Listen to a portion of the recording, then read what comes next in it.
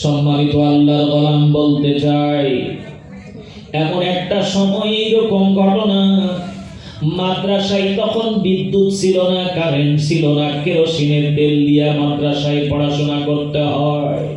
প্রত্যেকটা ছাত্রের কাছ থেকে মাসে 50 টাকা, 10 টাকা, 20 টাকা করে নেওয়া হয়।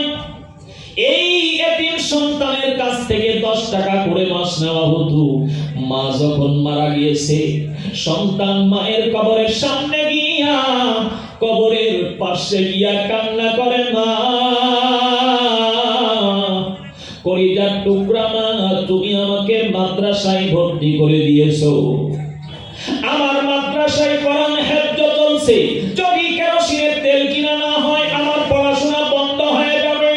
এই মুহূর্তে তুমি আমার কাছ থেকে বিদায় নিয়ে চলে গেছো, এখন আমি আল্লাহর কোরআন কেমনে হেফজ করব, মুখস্থ করব? সম্মানিত আল্লাহর গোলাম ভাই, একটু মনোযোগ দিয়া শোনা লাগবে। কান্না করতে করতে মায়ের কবরের পাশে হেলান দিয়ে বাচ্চাটা ঘুমিয়ে গেছে। হঠাৎ করে এই রাস্তার পাশ দিয়ে মদ খুঁড়ে একজন আসতেছিল, নেশাখোর। বাচ্চাটাকে ডাকার পর এই কলিজার টুকরা সন্তানকে বুকের সঙ্গে জড়ায়া ধরেছে। এরপরে বলছে, বাজান, কেন তুমি এই গভীর রাত্রে এই কবরের পাশে বসে আছো, শুয়ে আছো?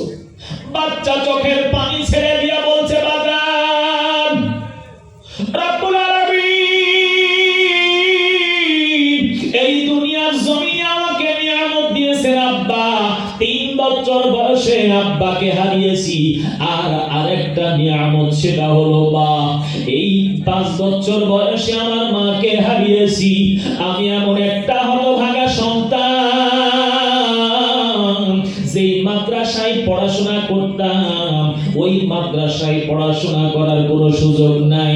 কারণ আমাকে কে মাদ্রাসায় পড়াশোনা করাবে, কে আমাকে চালাবে, এই বিষয় সম্পর্কে আমি মায়ের কাছে কবরের পাশে দাঁড়িয়ে কথাগুলো ব্যক্ত করতেছিলাম। মদখোর নেশাখোর কলিজার টুকরা সন্তানের কথা শোনার পর কলিজাটা গলে গিয়েছে। এই নেশাখোর সঙ্গে সঙ্গে সন্তানকে বলল, বাবা, তুমি টেনশন করিও না, চিন্তা করিও না।